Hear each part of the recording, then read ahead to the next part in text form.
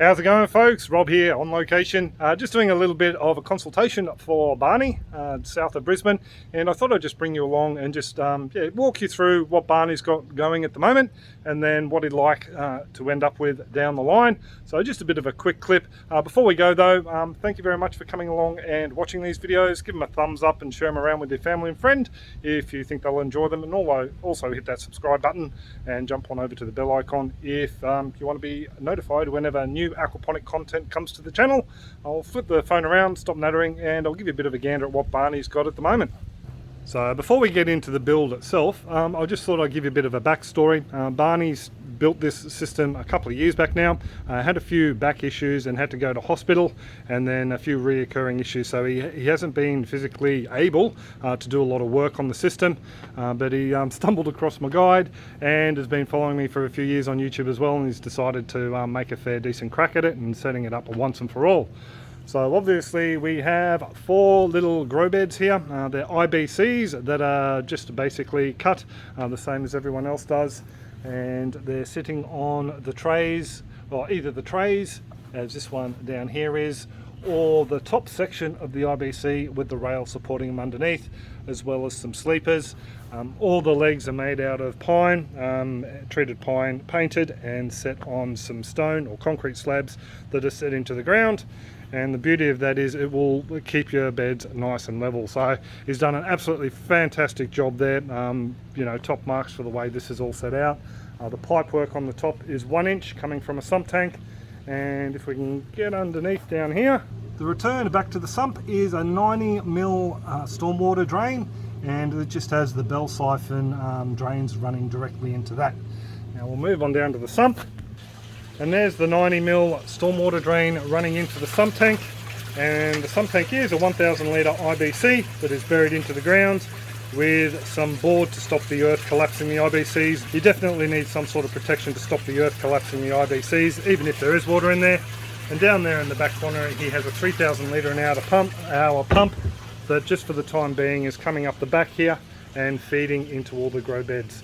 He has a drain line here that he can connect. There's an outlet somewhere else, I didn't actually see where, but he can actually pump the sump tank dry if need be. And there's an emergency overflow on the other side, so it takes the water away from this area, so it doesn't basically flood his little outdoor setting here. G'day folks, are you or someone you know aqua curious and you want to have a crack at building your own aquaponics system but aren't too sure where to start? Well, if that's you or one of your mates, my beginner's guide to aquaponics will help take out the guesswork of where to start and get you on your way for only $9.95 US.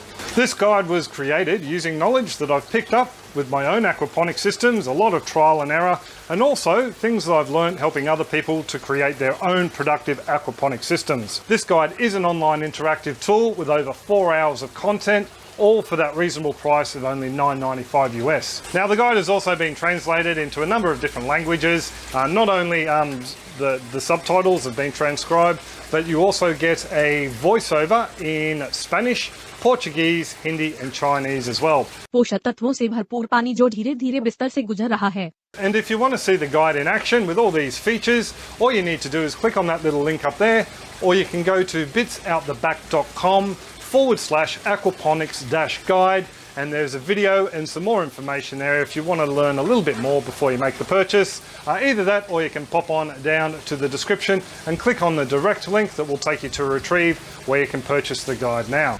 Now, what Barney asked me out here to do was give him a few ideas about how to set this up once and for all. Just to give you a bit of an idea on the orientation of the yard, we have north, south, east behind me and west towards that fence. So through winter, because we're in the southern hemisphere, Barney pointed out that these beds here get a lot of shade. So he's already picked that out as being a bit of an issue. So I have suggested that we move them all over to this side of the yard. He's already wanting to remove this garden bed, so that's not a problem. What that will mean though is the beds will be in full sun all summer, but we've already discussed about having just a little bit of a shade covering come over the top that can be removed depending on the season, just to cut down the level of the sunlight hitting the beds. He's also planning on bringing it out from the wall after our little talk, mainly so we can set up a trellis on one side. And what that will mean is through winter, here in the southern hemisphere, in our area, we like to grow things like snow peas and peas that like a trellis through our winter. With the sun coming behind us, it's going to hit full on onto the trellis, so a load of light for those snow peas.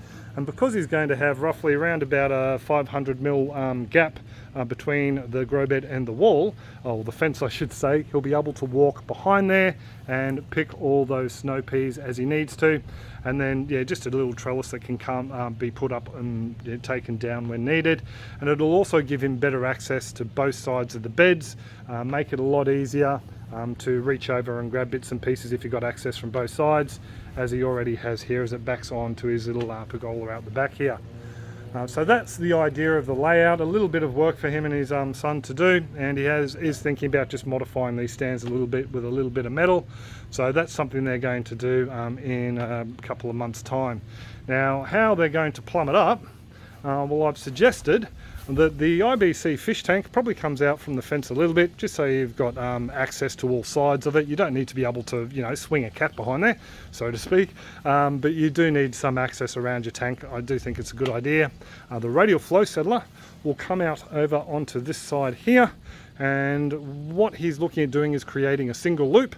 So the fish waste in the base of the fish tank will be taking up a solids lifting outlet into a radial flow settler, where the bulk of the solids, not all, but the bulk of the solids will be removed, and then the water will run straight over the back into the grow beds themselves, and then a flood and drain system that will take the water down into a 90mm stormwater drain. And we were talking about this just before.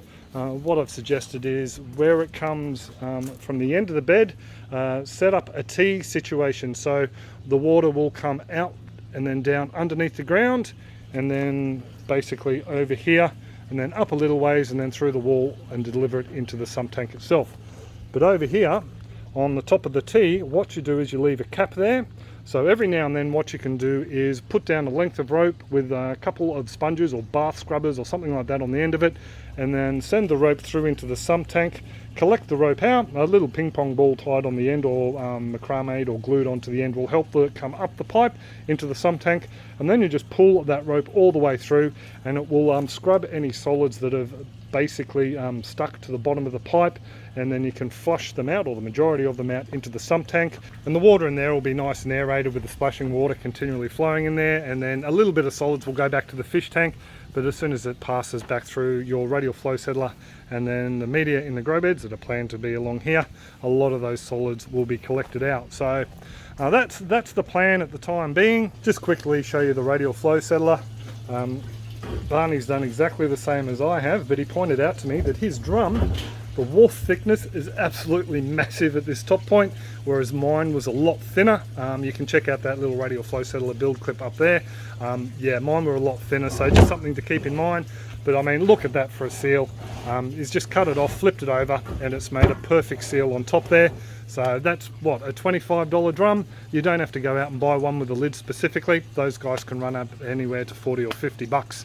But yeah, he's done the same thing at the top here, 150mm water pipe, and then just thrown on the end cap and a couple of stainless steel screws to keep it from going through. And Bob's your uncle. And he's talked about using a pump the same as I have to drag the solids out, and I haven't discussed with him about offline mineralisation like we're doing now, but I dare say he'll probably have a crack at that, because saving all your nutrients and trying to add them back into the system saves you a couple of bob. Not only that, it's also good for the plants themselves. So there's a bit of a look at how the system stands at the moment. Hopefully in a couple of months' time, Barney will invite me back and we can have a look at how it eventually gets set up. You never know, might invite me along to give him a hand as well. We'll just have to wait and see. And for you folks who are a little bit confused about some of the things we're talking about, like the radial flow settler and the bell siphons and whatnot, I do have videos on them, and there'll be a playlist that pops up at the end. Or you can jump on over to our Retrieve website and purchase our Backyard Beginners Aquaponics Guide. guide. It contains basically everything from what is aquaponics, how to build a basic system, other components that can help you out, how to cycle systems, and loads of tips and tricks just to help you out along the way in your aquaponics journey for you beginners out there. So check that out if you are interested. The link's below and one will pop up at the end.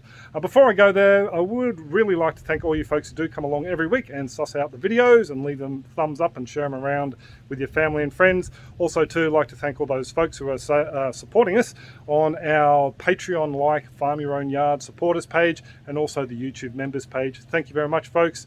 But I will pretty much leave it there, get out of the sun. I do hope you're all well and happy and your own gardens are booming, and I will catch you folks next video. Cheers all and happy growing.